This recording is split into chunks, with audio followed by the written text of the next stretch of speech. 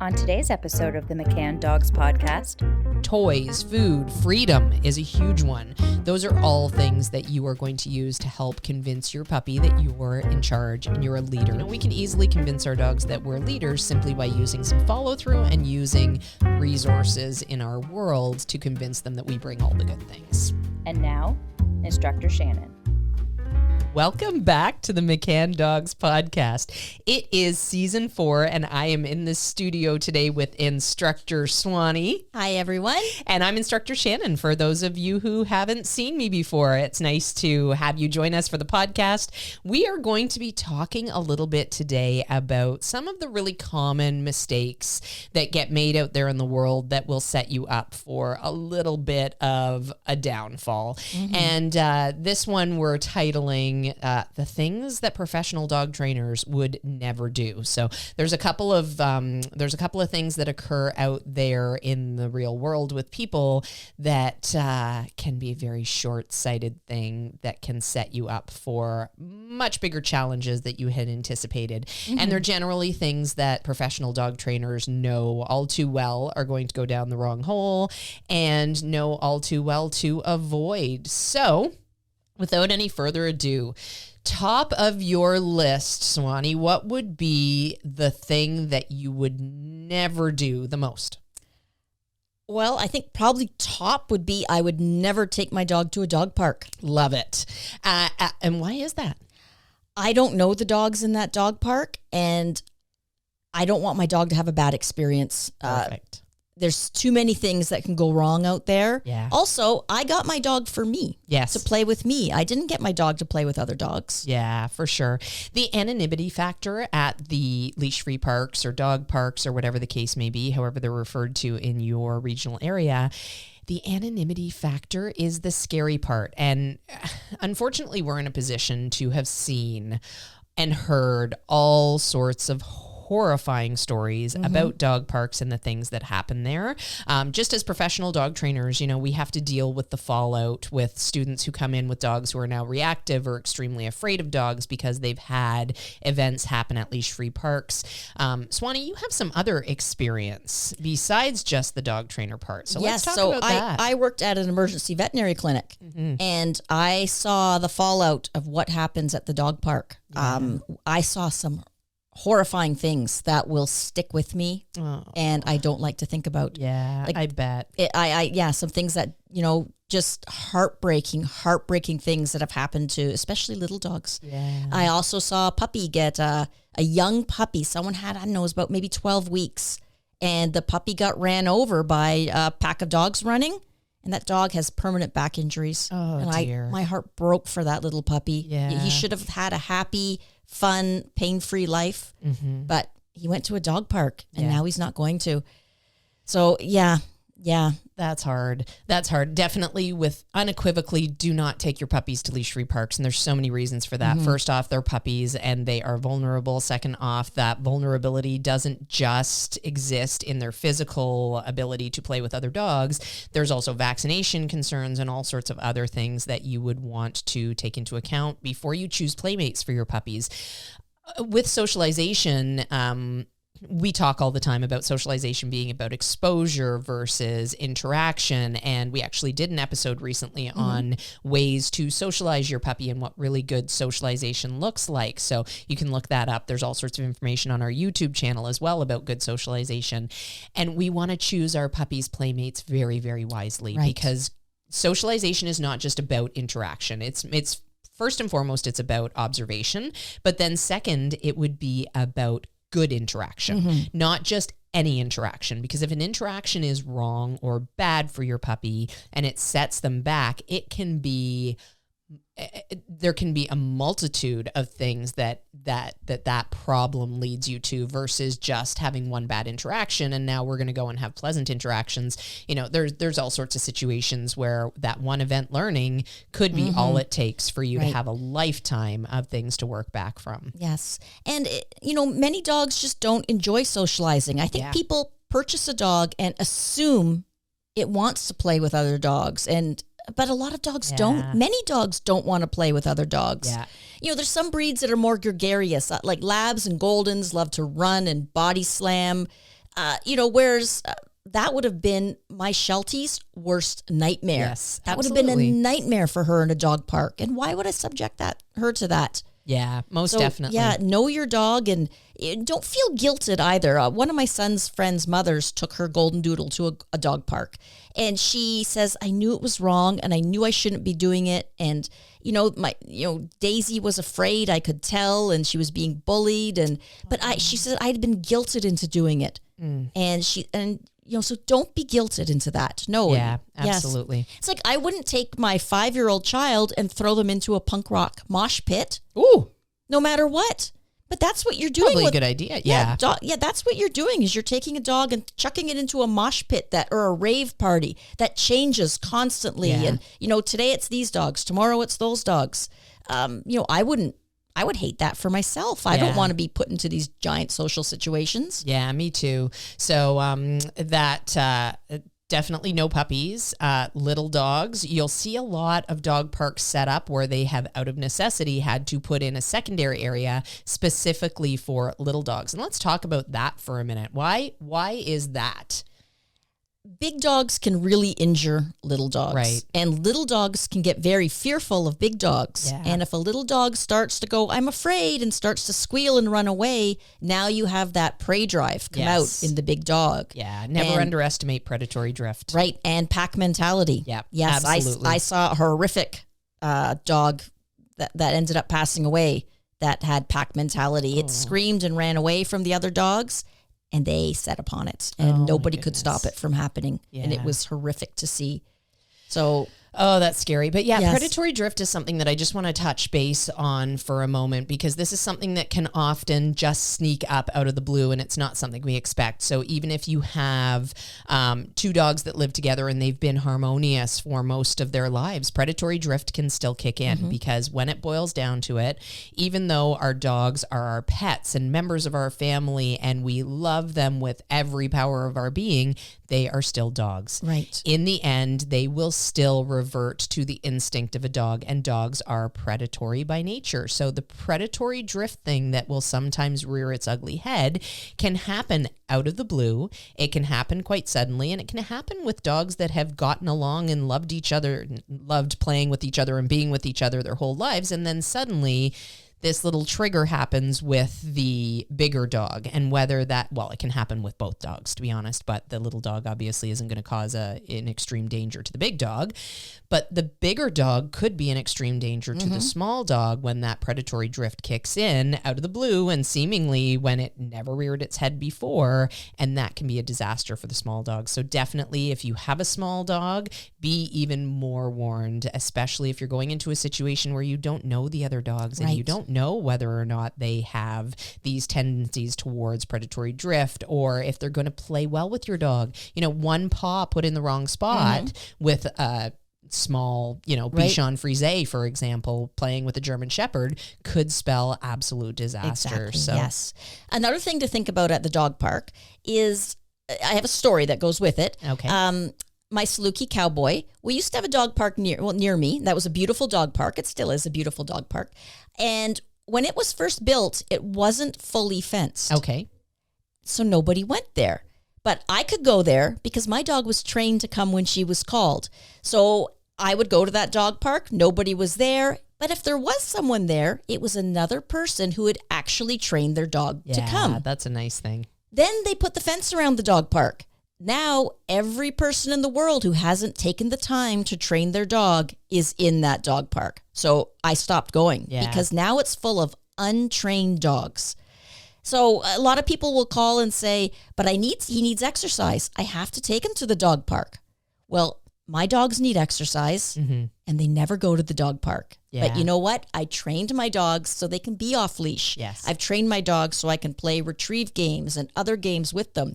I look for areas where it's safe to have my dogs. So the dog park is full of untrained dogs. Yeah. So I know there's exceptions. There are some that are probably trained in there. Yeah. But for the most part, it's is it worth the risk? I think that's the question that you need to ask yourself. Is it worth the chance that today it is going to end badly?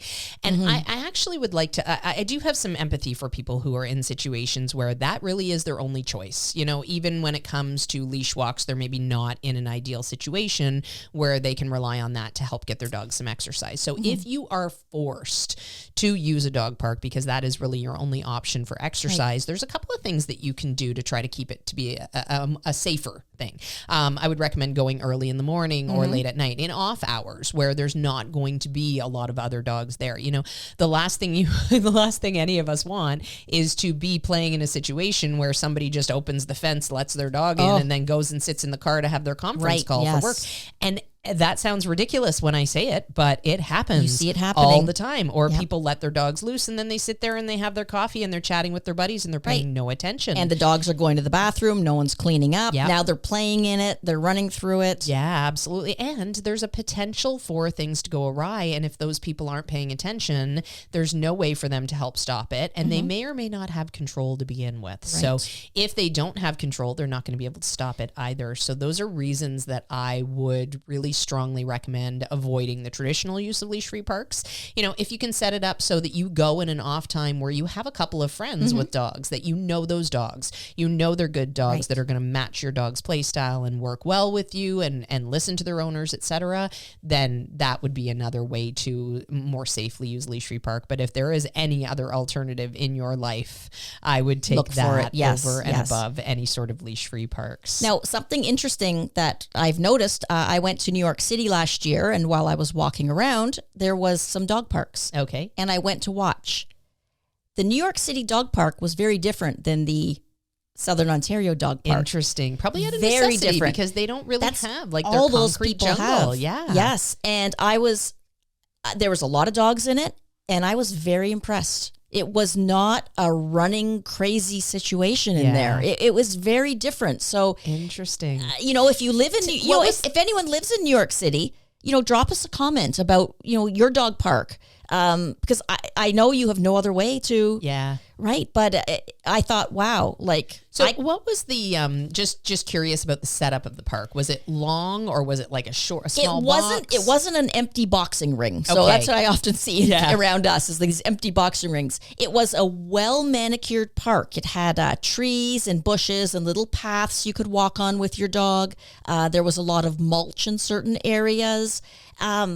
There was open areas too, but not like ours. Yeah. I really like that idea because it gives the dogs something else to focus on besides playing with one another. There's stuff to sniff and So if you have that choice in your dog park choices, if that is something you absolutely must rely on, look for one that has, you know, paths and other things other than it's just a squared off fenced area where it's nothing but play with other random dogs. Right. Yes. So I call those the boxing rings. Yeah. Yes. Absolutely. Yes. What is the disease-infested fight club or something? Oh, There's right. some joke that That's around all over the place. Yes.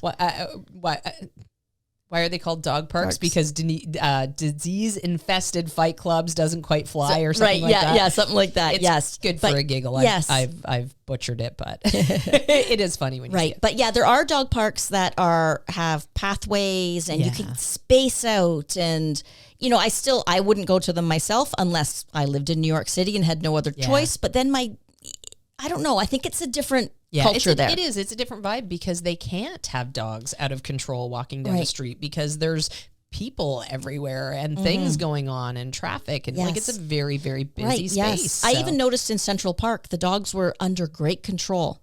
So the other thing I think too in New York, when you're in city in New York, there's not backyard space. Right. Yes. So I've actually written an article about this, about whether the backyard or the apartment is the better home for the dog.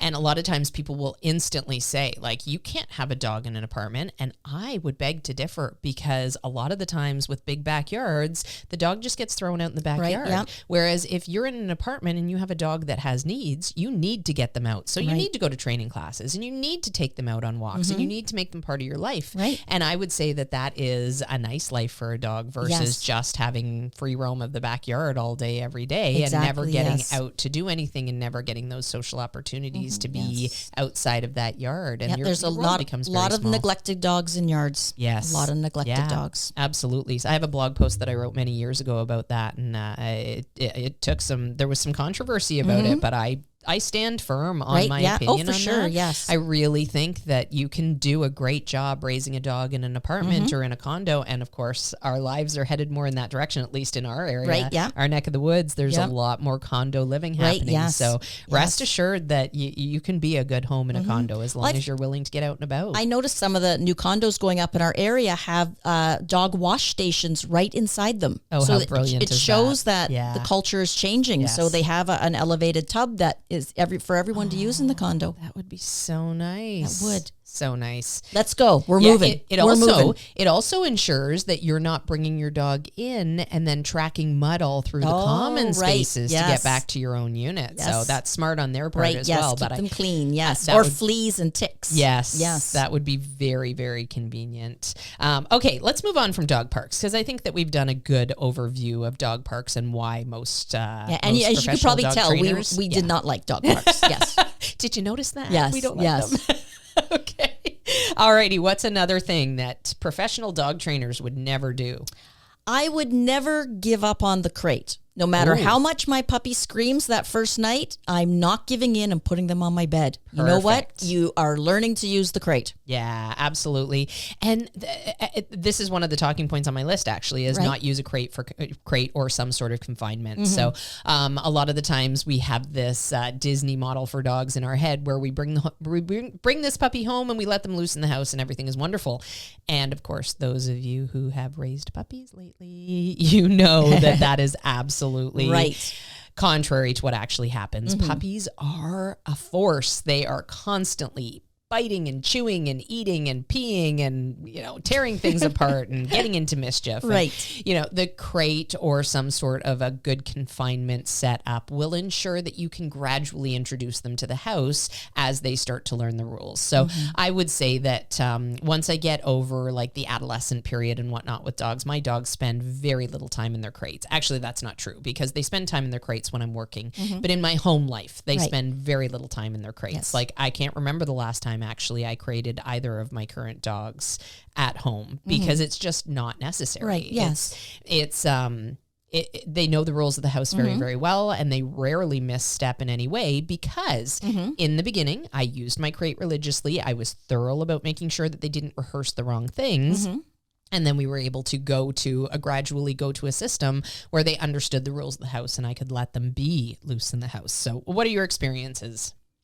The same thing as you. I seldom use a crate with my adult dogs, but at the beginning, they spend lots of time in their crate. Yeah. It's, Did you feel crate guilt? Never. Good. Never. So never. Crate guilt is real. And we know, I actually do feel some crate guilt sometimes, but I also know that in the end, it's so much better. Yeah, there's a light at the end of the tunnel. Yes. So I know that it's a kindness that I'm doing for them because there's so many reasons that the crate is a wonderful tool to be used. So there is a little bit of crate guilt that I feel there. And especially when I have, a longer day at work and I know that they've spent a lot of time in their crates and I've only had this much time in the middle of the day to get out and do some training and playing, but it all balances out over time. And realistically, it is most of the time a means to an end. So with the exception of the work situation that our dogs are in crates because they come to work with us. And of course, they can't just roam the buildings free all day long. Yes, exactly. Yes. And interfere with other dogs in training, etc. So they are happily resting in their crates. Actually, there's a lot of mornings that I'm dragging and I'm tired and I put Ned in the crate after I take him for a lovely walk, after I've fed him breakfast, after I've attended to all his needs. I'm like, what? You go to work. I want to crawl in the crate and have a nap. You're so lucky. Why do I have to keep going? And now you've had this lovely charmed morning and now you get to have a little rest. But it's okay. He's cute. They're cute enough that they can get away with that. And that jealousy factor doesn't play in too highly. All right. Anything else? Yeah. Well, just people, bring home the puppy cries and the people say, oh, he doesn't like it. And then they abandon the crate. So we would never say, our puppy doesn't like it, so let's not do it. Right. Yeah. And is that because we're mean? Well, you are myself. No, I was just saying the opposite. Yeah. No, it's because we know it's for the good, the good of everything. It's like with our children, I don't like school. Well, don't go then. It's not worth it. Yeah. Stay home, run free, or I don't want to wear my winter coat. Okay. Well, just wear shorts today. That's no problem. We don't do that with our kids. You do what's best, and that's what's best for the puppy. I think also it's easier not to feel crate guilt when you understand why they're crying. And they're not crying because their heart is breaking. They're not crying because they're sad and lonely and desperate for affection. They're crying because tactically they've figured out that it often works. Mm-hmm. So coming from a litter of, 6 or 7 other puppies, for example, plus mom is just sort of weaning away from them, plus breeder and whoever else is in the house. They have learned in that first 8 weeks of life, well, the second 4 really, they have learned that if they vocalize, if they cry, if they bark, if they do anything in terms of that vocalization, it will often send somebody running to see what's up. So rarely in a litter situation would a puppy cry and then not get attention, right? So this is a tactic on their part. They go, I'm yelling. I want somebody to pay attention to me. And then somebody comes running. So it works, right? And our dogs are always looking for value. So now they go from that litter situation into a house and they're in the crate and they try that same tactic. And a lot of the times us humans, we go, oh, you poor puppy. And we might let them out or we might pay attention to them or there might be something that reinforces that tactic. So on the puppy's brain, it still works. I'm still going to use this tactic. So as professional dog trainers, I think we all know that that is tactical on their part and we know not to reinforce it and we know to reinforce tactics that we do like being quiet in the crate for that moment. So we might interrupt, for example, if a puppy is crying and trying that tactic and persisting in it. If we want to go to them for some reason, what might you do? I might make some sort of weird noise, like or tap on the wall or drop beans last night. Not that kind of noise, but or I might drop keys on the floor, something that's going to startle the puppy for a second. And then interruption. Right. Yeah. And then when the puppy says, oh, what was that? I'm going to go, oh, there's a quiet puppy. Yay, good quiet. Yeah. In I go to let the puppy out. Yes. And then what happens with their new tactic? Now they're like, oh, being quiet brings the people to me. Yes. Absolutely. And when we hear them be quiet, we don't have that guilt because we don't have that same association with the crying thing. But trust us when we say it's fairly similar for the puppy. It is completely a tactic. They figure out what tactics work. And if screaming and crying gets you to come back and even worse, gets you to let them out, they will continue to use that tactic. And it's not that they're being emotional and it's not that they are really being heartbroken in those moments. It's absolutely that they are looking for a tactic that is going to work and going to get them the reinforcement in life. And it's easier to introduce an 8-week-old puppy than it is to introduce a puppy that's been running wild in your house for a few weeks. That's a fact. When they're 15 weeks to the crate, because they're going to fight it harder. So start right from the beginning. It's much easier. Yeah. Something else I think that is really good to mention, and then we'll move on from this one because we have a lot of points to cover. We do not, I've lost my point. Oh. It was right there and then it's lost. It's lost. Oh, we do not need to wait until our puppies are completely comfortable in the crate to leave them alone. Right. This is important. Yes. Get them used to being alone right away. And even if they vocalize and that tactic is there, remember that tactic should never work and you can leave them alone. You can go out and take care of yourself and do the things you need to do.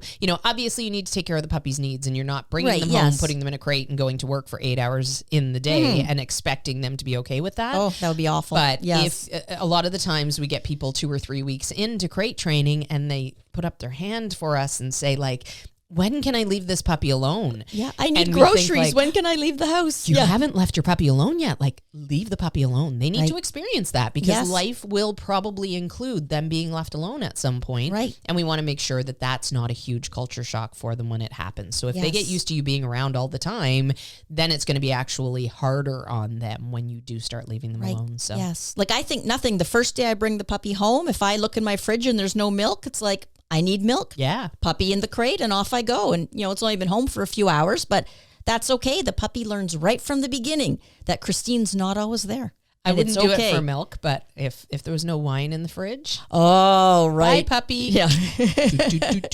Sometimes that glass of wine, helps deal with your first day of the puppy. Yes, especially with a puppy in the house. Yes. You need a fully stocked wine cabinet. All right, let's move on from crate training. What pops into your head now as another thing that professional dog trainers would never do?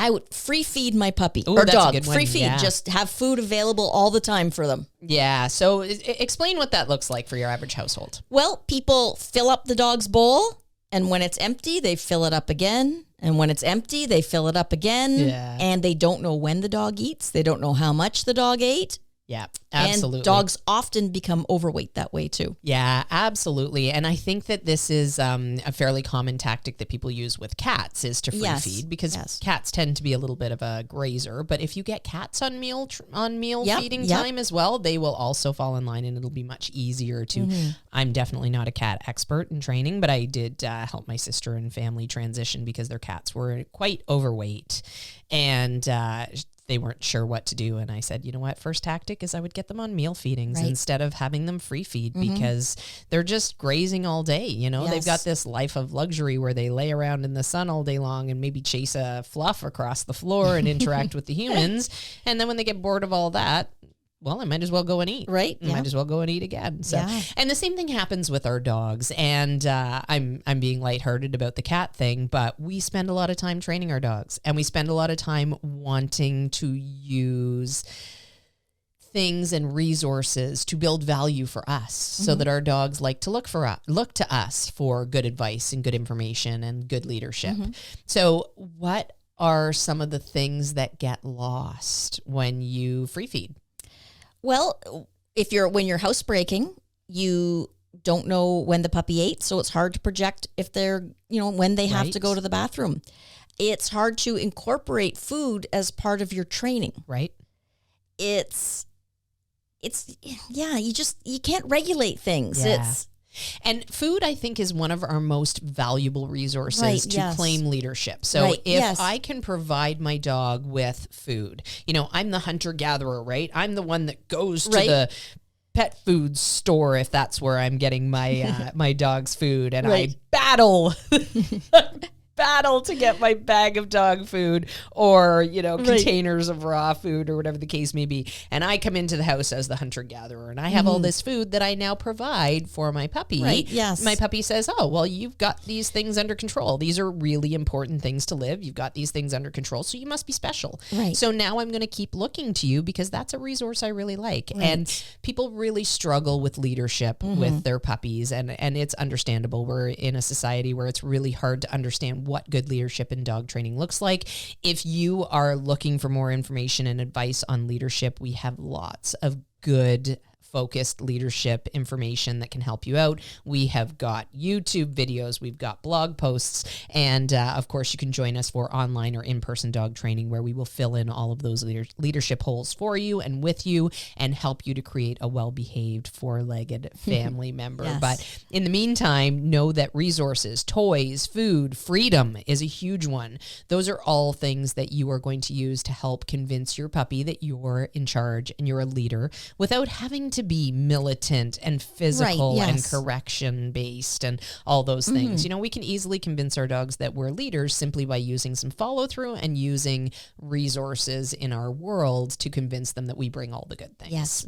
Dogs are loyal to a good leader. Yes, they are. And loyalty from a dog is we perceive that as our love too. So it's loyalty. Like if I'm, Shannon's a good friend and I'm very loyal to her and she doesn't like smack me around or do anything mean. All of these things are true. To achieve that, I can count on her. I know she's going to be there. I know that if I need to borrow a Kleenex, she's going to have one for me. I might even let you keep it. Right. Yes. So that's your puppy. The puppy needs to rely on you and know that you're providing things, and you're going to create that loyalty, which is going to be that loving environment that we all want with our dogs. Absolutely. Dogs are not little humans. They think quite differently. So if you can create that loyalty, you will be away to the races, and you'll have a dog that looks to you for advice, and then you can give them that advice. You know, you can fill in all the obedience holes quite easily when you have a dog that is willing to look to you for guidance. So I love that. And that's all from free feeding. All right. Do you have another one? Things that dog trainers would never do. I would never I would never let my dog ride in my lap while I'm driving my car. Oh, that's a good one. Or stick his head way out the window. Yeah. Why is that? It's just dangerous. Yeah. I bet if we speak to paramedics and that, I bet there's some horror stories.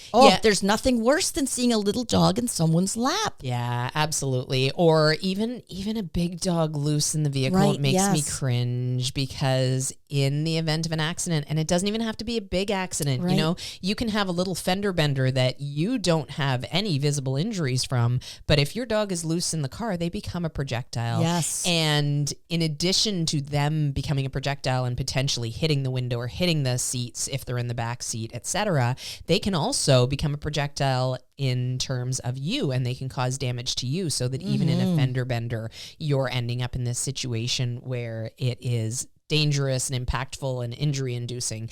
How do you have your dogs ride in the car? They are riding in crates. Perfect. Mine too. And I actually have a very well impact tested double crate that I have in my vehicle that I feel extremely safe. It's got an escape hatch. You know, they're really purposely built to keep dogs safe in the event of an accident. So I feel really good about that. But of course, I have a vehicle and I buy my vehicles with those things in mind. Exactly. Yes. Same I have with a me. vehicle that will fit in. So if you had a vehicle that was too small for a crate, what would you consider? Well, the first thing I would do is probably look at my finances.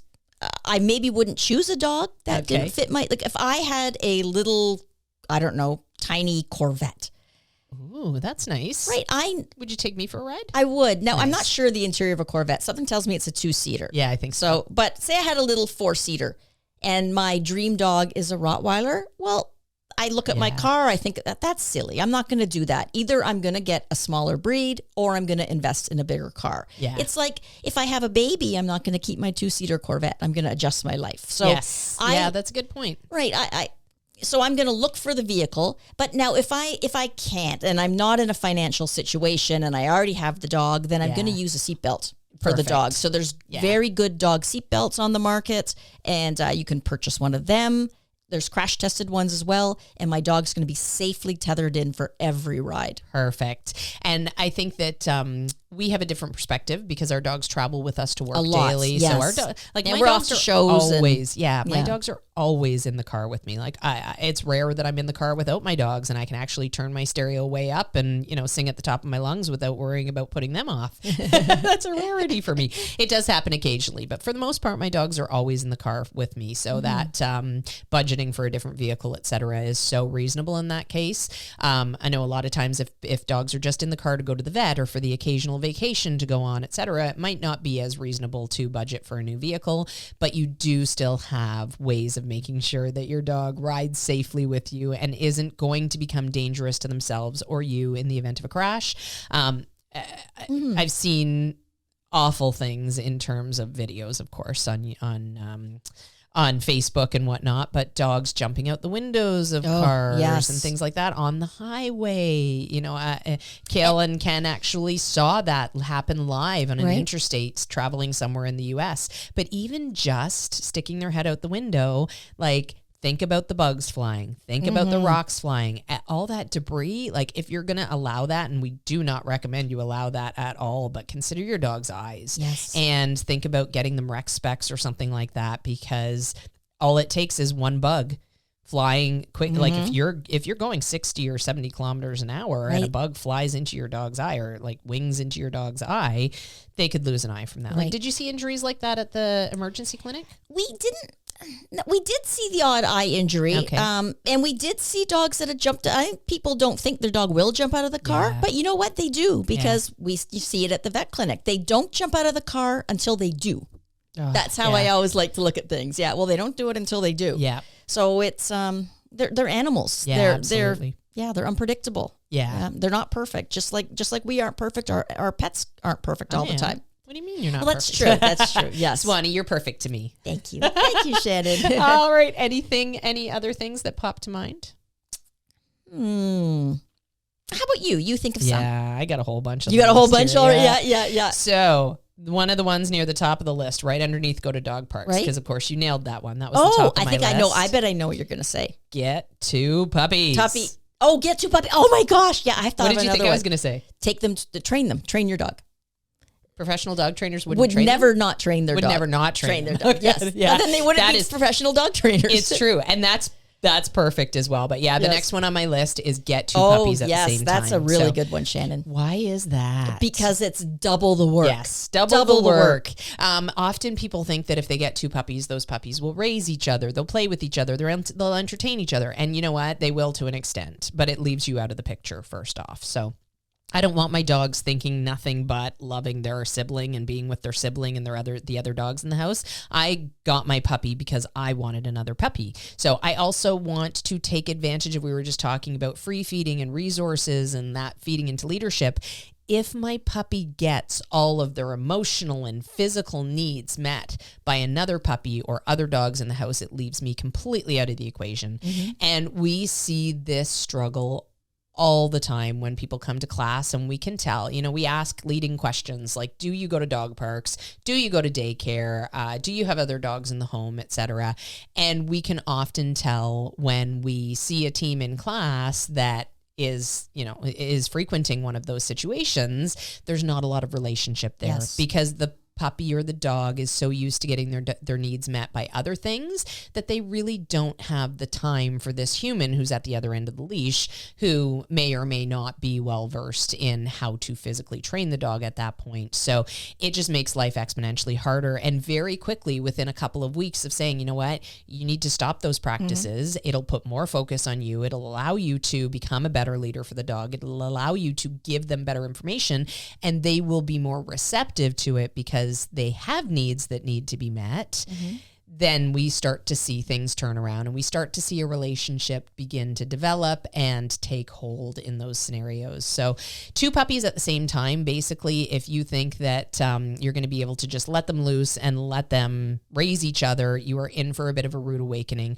And that can lead down the road once they hit a certain age in life. If they are raising each other, for example. Once they hit a certain age in life, they come to a point where they would normally, naturally differentiate from the litter and from their litter mates. So if they're still stuck in that scenario with each other, oftentimes it leads to conflict. Right. And there's something called litter mate syndrome, where you can get into all sorts of other, unwanted behaviors and unwanted consequences to having 2 dogs that are constantly together. And once they get to that differentiation point and there's conflict between them, we can end up with a little bit of a disaster. So if you do get 2 puppies, know that you basically, in order to do it right, to build relationship with each of them and to get really good training in, you will need to separate those puppies for the majority of their time. And, if you had 2 puppies together, I would say that 10 or 15 minutes a day of them being together and playing together or hanging out together is more than enough. And the rest of the time, you're just doing double the work. So they're going to be separated in crates, separated with their life, so that you can raise them individually. Because what happens if we don't do that? So say you've got 2 puppies who have spent all their time together, and now one of them gets sick and needs to be at the vet. Well, it's very traumatic for the puppy to be away from, or the dog. To be away, very traumatic for them. That dog has become so strong to them, especially if one passes away before the other. Like you're not doing that other dog any favors by really allowing them to bond like that. Yeah, absolutely. And even another thing that dog trainers will not do is let their puppies spend all their time with the adult dogs in the house, because the same sort of things can happen. We want the puppy to bond to us. We want the puppy to grow up as a confident individual, not as part of this, organized structure in the house that makes them dependent on another dog.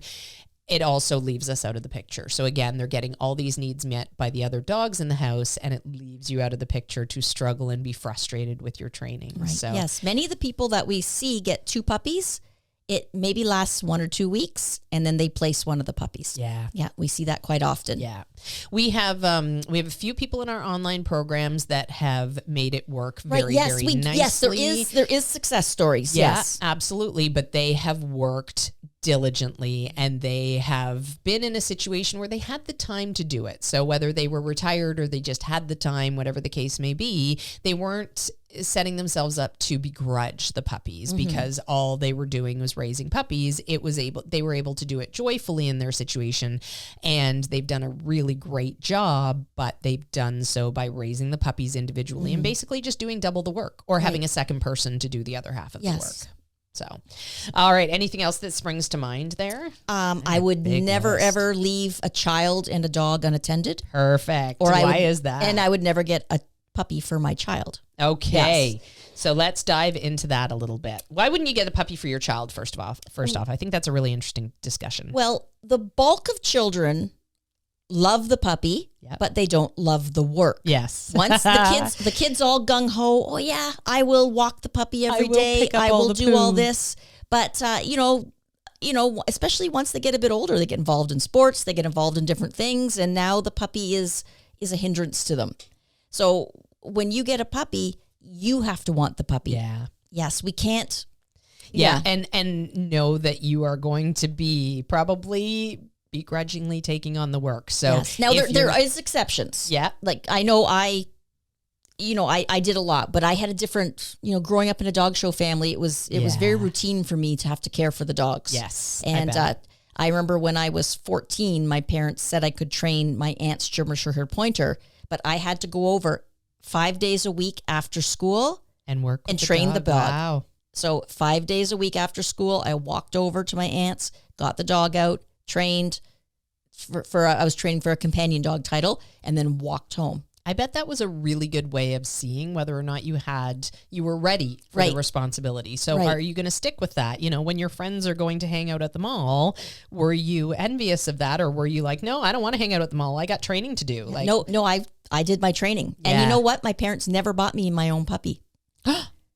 Never? Nope, I never got my own puppy. I had my parents let me do things with their dogs. Okay. So I was able to put our boxer Josh in some obedience trials and show him in conformation. Train with my aunt's dog. So it's funny how my parents never bought me a puppy, but they let me participate with their dogs. That's really nice. And if you have kids that are really itching for a dog, that might be a good space to get started in. If you have family members with dogs or something like that, see if they really are ready for the responsibility. Right. And of course, don't tell them that you're testing them in that situation, but see what happens. Yeah. Or get them something basic like a rat or a hamster. Yeah. Something that you'll have to care for it if they don't, of course. So something you like. I had pet rats and I wanted the pet rats. And if my son had one of those pet rats, I saw how quickly He liked to have the pet rats play with them, but he didn't want to clean their cage. Yeah, I bet. Wasn't interested in cleaning their cage. Oh. So, yeah. It's good information for sure. And like with my sister's kids, for example, they bugged and bugged and bugged and bugged and bugged and bugged and bugged for a dog. And I kept saying to my sister, you know what? They're not there yet. Like if you get a dog, it's going to be on you. And of course they're all busy people. So the dog took a back seat, and they haven't gotten one yet. They got 2 cats recently, which I don't know if cat people would be like, 2 cats at the same time. I'm not really sure. I don't know. It seems to have worked out well for them. Cats seem to be easier as a rule. Take them home, show them the litter box, and then move on with your life. And they kind of take care of themselves. Yeah. If you have a desire for 2 animals, I'd probably go for cats. There you go. Or 2 guinea pigs. Or bunnies. Goldfish. 2 goldfish. Oh, they'll fight. No. Oh my gosh. Alrighty. So moving on from the 2 puppies at the same time, because I think that we have made our point there. Anything else that jumps to your mind? Nothing's jumping. I talked about. I'm sure there's more on that list though, and I'll go when you say them. Yeah, some of the smaller ones. So near the bottom of my list, use a retractable leash. Oh, yes. Yeah. Yes. Well, so what do you think about that? Where, first off, are there situations where you do use retractable leashes?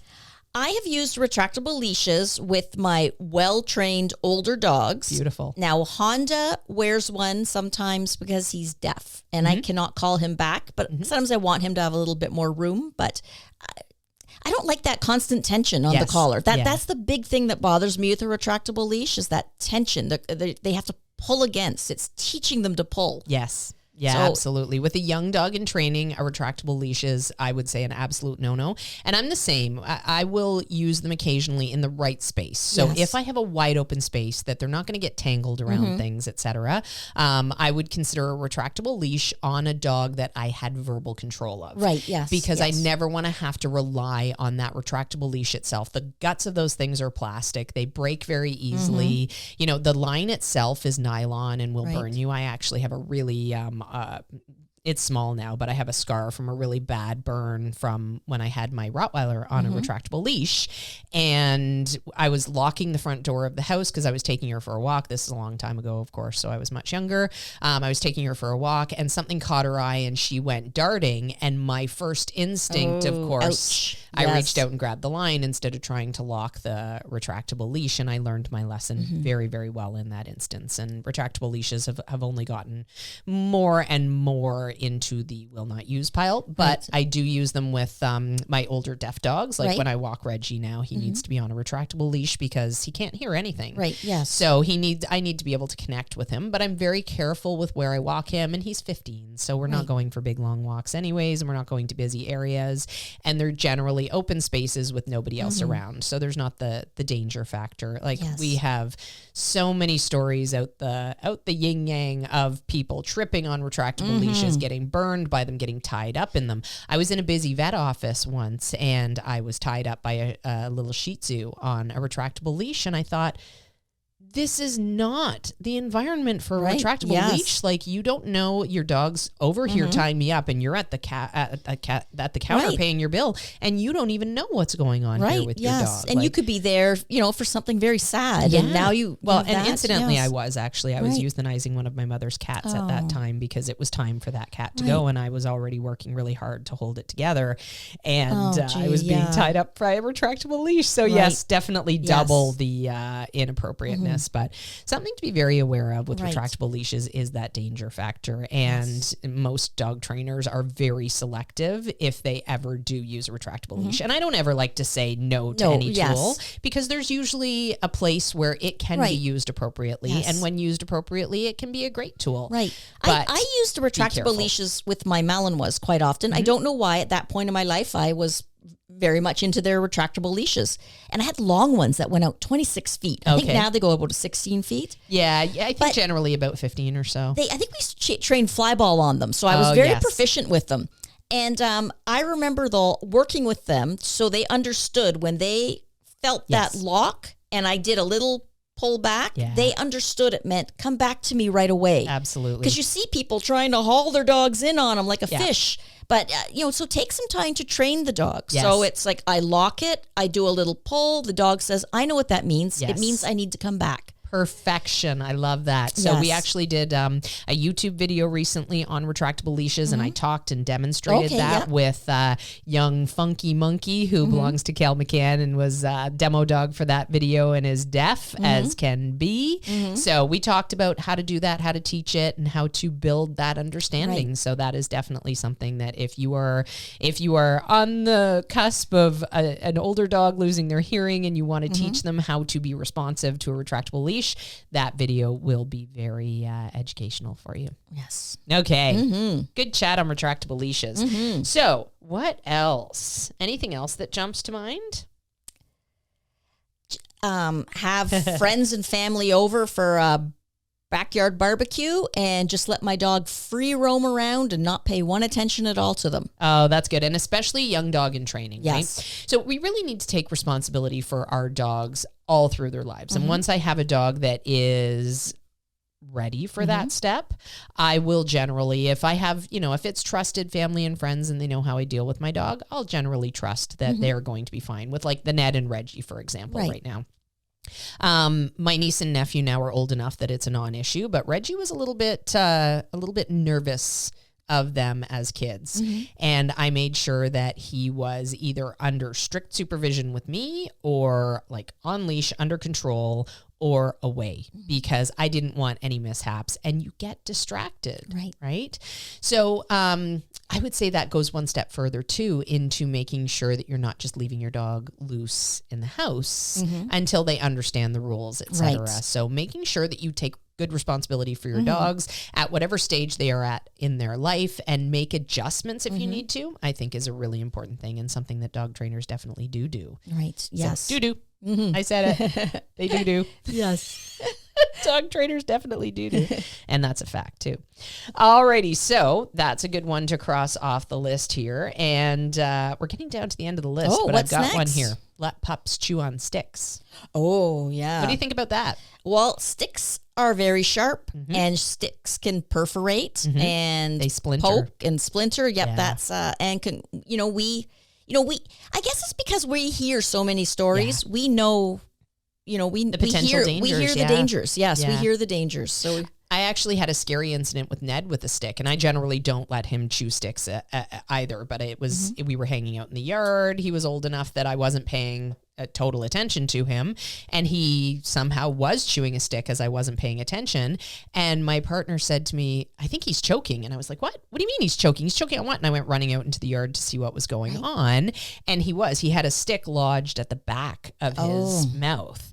And it was like just past the point where I could pull it out, and I could feel it, but I couldn't pull it out. And luckily, we spend a lot of time teaching our dogs how to be handled and how to be relaxed in situations where we might need to handle them. So he was very good about saying, okay, you can do whatever you want, even though I was just choking and like doing that, trying to pull it out of his mouth with his paws and not getting anywhere, even though he was in a little bit of a panicked state. As soon as I took control and took his collar, he relaxed and deferred to me and let me do what I needed to do. And I was able to actually reach in and push the stick down. I wasn't able to pull it out. It was just a little piece, but I was able to push it down, and then I gave him... Oh, wow, that's scary. Yeah. It is scary. Very yeah, scary. absolutely. Yes. So then I gave him 2 or 3 cups of kibble, which is a huge amount of food for him, made him rest and relax. But basically the goal there was to cushion that stick and make sure that it didn't travel solo through his intestines. Yes. And, that's just one of those scary stories that you have with your dogs. And I had the emergency vet on standby just in case, but it turned out okay. But in that moment, I was so glad that 1, we had practiced our handling exercises, and 2, I was there and able to get in and quickly assess the situation and make changes in it and help him out. So that is, that's definitely a good one. But yeah, chasing sticks, chewing on sticks, they can splinter and they can be a really, really scary thing. Right. So yes. Something to avoid. Alrighty. I think that we've gotten to a lot of the things on my list, but there's one here that I really want to touch on, and I call it the fix it later mentality. Oh, what do you think about that? That you're better to be proactive than reactive. Yes, absolutely. Yes. And I love that. It's so simple and clear. It's easier to prevent things than it is to fix them. Absolutely. And one of the examples that always springs to mind with this is jumping up on people. And a lot of the times, I remember this with Quincy too. When Quincy was a Rottweiler, she was always a Rottweiler. I just realized. When Quincy was a puppy, Quincy, the Rottweiler, was a puppy. She would go and, socialize with people. And of course, being a Rottweiler, I was still young in my dog training, and I thought socialization was interaction with people and interaction with dogs. And I didn't really understand the concept yet. So completely understand when people often don't. And I had a lovely neighbor behind us, and we would go to say hello, and I had her on leash. I did have her on leash, but didn't know enough at that point to stand up for what I thought. And the lovely neighbor next door wanted to meet her and wanted to say hello, or behind us rather, wanted to say hello. And I walked over, and Quincy was jumping on her to say hello, just a baby puppy at that point. And I was trying to stop her, and the woman did the traditional, like, oh, I don't mind. And then I instantly felt bad trying to make her stop jumping up. So I let it happen. And, fast forward 24 years or so, I think about that moment moment and some other moments and think like, what were you thinking? Like, it just made my life more difficult in the long run because, and it also made her life more difficult in the long run. That's the thing I think that often people don't necessarily key in on. If we let our puppies think that it's okay in this moment, we're setting the tone and we're letting them know that that one particular thing is not important. And this is the rehearsal that you get from that one particular thing. So Quincy learned that jumping up on people was rewarding instead of learning that being polite was the rewarding factor and then being able to build up on that from there. So I could have done things like picked her up and had her in arms to say hello to that person. Or I could have done things like said, you know what, please don't come right in. It's too much for her right now. I know she's going to jump on you and I want to work on that. And then if the woman had said, I don't mind, I maybe would have been in a better state of mind to say, yeah, but she's going to be 80 pounds when she's an adult. And, you know, I don't want her to think it's okay now. And then I have to change the rules on her down the road because that's confusing. We're already in a situation where our communication with our dogs needs to be built. They don't know how to speak human. You know, they know how to be dogs. And we are trying to convince them of all of these things in life, that they shouldn't jump on people, that they shouldn't pull on their leash, et cetera, et cetera. So if we let them think it's okay for this short window of time and then we try to come back from that, it's frustrating for us. It's frustrating for the dog. And it's definitely not a road that we want to go down as good leaders for our puppies. We're much better off to take that moment, make it happen in the way that we want to make it happen. And then we're not having to change the rules down the road when things do get important, like the jumping up factor. So any other things that that spring to mind when it comes to that fix it later mentality for you? Any examples? Just obedience in general. Like, don't wait to train. Like, don't wait. Don't take the wait and see mentality. It's like, well, we'll only train him if we need to. That's a good one. That's a good one. So in my mind, training is all about creating communication. So why wouldn't you want to create that communication right off the bat? Right off the bat, yes. But in addition to that, let's talk about what's the difference for you between an 8-week-old puppy and a 12-week-old puppy? There's no difference in learning? No, in terms of their behavior. An 8-week-old puppy is going to be very unsure and, you know, stick to me all the time. A 12-week-old puppy is going to be like, I know what humans are. You know what? I'm fine. I'm going to go investigate over here. So they're getting a little bit more confident, maybe a little bit more independent than an 8-week-old puppy. So think of an 8-week-old puppy as like that 4-year-old child who adores their parents. The 12-week-old is, you know, like a 10-year-old who's starting to see the flaws in the parents, you know, and then if you wait too long, you're training puppy. You're training the 14-year-old who knows more than their parents. Absolutely. So take advantage of that baby time when they believe that the sun rises and sets over you still. Yes, absolutely. And know that puppies are amazing, but they set us up for a false sense of security. So at 8 weeks, they follow us around. As soon as we say something like come, even though they have no clue what come means, they probably go, I heard you talk, and they run in our direction because we're what they know at that point. We're the safety point at that point. You know, we do things like walk with them and they maybe don't pull because they're interested in the world, but not so much that they're going to investigate and leave, you know, the comfort and safety of being close to us. So those things often will set us up for a false sense of security. And people will often say, you know what, I don't really need to train him. He's really good. He does this, and this. You know, people will often come in with this laundry list of items with their 10-week-old puppy that this puppy already knows how to come when they're called and does this and has a reliable recall and this, that, and the other thing. And it's like, you know what? Talk to me in a few more weeks. But that's not what we say, obviously. We say, yes, that is absolutely true for this moment. However, this false sense of security is in place. And in a few weeks, you're going to see those behaviors start to fall away because they're not natural dog behaviors. So what do we want people to do?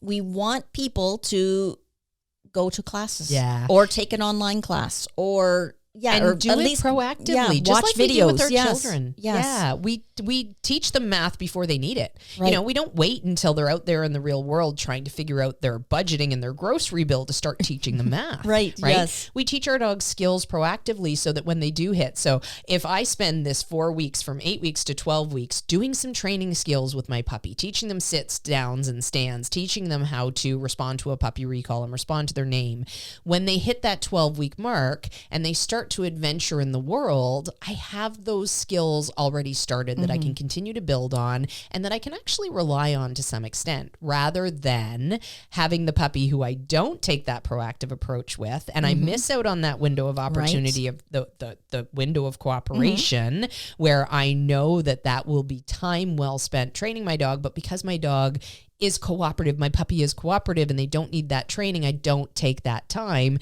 Now I get into the 12-week window and I start to notice my puppy changing, and we get this question almost daily, I would say, in our online training, to the point where we do live group coaching calls every week with our online students where we all get together and we deep dive into a common topic. And one of our commonly done topics in the Puppy Essentials program is regression in puppy training. Yes. Because it's almost a guarantee that your puppy is going to lose that cooperative nature as they develop. It's the way it is. It's almost a guarantee that teenagers are going to be sassy. Right. Yes.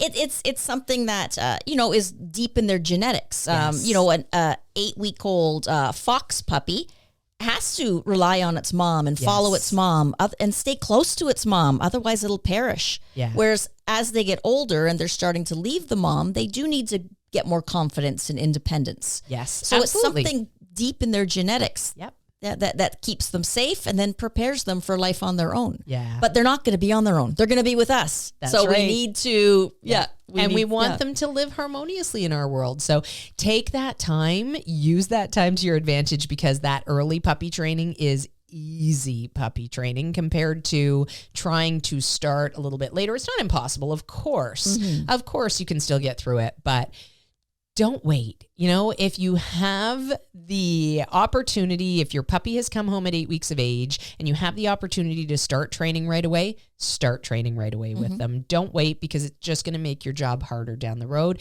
And it also makes it a bit harder on the puppy because they have other needs at that point that they're trying to fulfill. So we're actually working against that. And if you don't already have the value of you in place for the puppy because you've done training with them and they know how to communicate with you and how to respond to basics, etc., you've lost that window and you've made your life a little bit harder. So something that kind of runs along all these topics is professional dog trainers. We don't let the puppy do anything we wouldn't want the adult dog to do. Love that. Yeah. Because what they learn best, what they learn first, they learn best. Yeah. So I cannot change rules. So if I don't want my 100-pound Saint Bernard drooling on my couch, then I'm not going to let him on the couch when he's a cute little 20-pound puppy. Yeah. Things like that. If I don't want the dog in my bed, then I'm not going to start that. Yeah. So I have, if I don't want my dog begging at the table, then I'm not going to let my puppy beg at the table. Yeah. If I don't want my adult dog jumping on the kids, I'm not going to let my puppy jump on the kids. Perfect. So it's just starting with the rules right away, because dogs don't understand rules are changing or gray areas. Yeah, and that to me is really unfair, and it creates stress for the dog or for the young puppy. So we want to be clear and consistent right from the get-go and all the way through as much as possible. Brilliant advice, Instructor Swanny, as always. Thank you, Instructor Shannon. Alrighty, this has been a really fun episode. I got through all of the points on my list, and I think we talked about a lot of really nice some extras, things. So on that note, I'm Instructor Shannon. Instructor Christine. Happy training. The McCann Dogs Podcast is brought to you by McCann Professional Dog Trainers. We help dog owners to have a well-behaved, four-legged family member. Please give us a call at 905-659-1888 or visit us at mccanndogs.com. Happy training!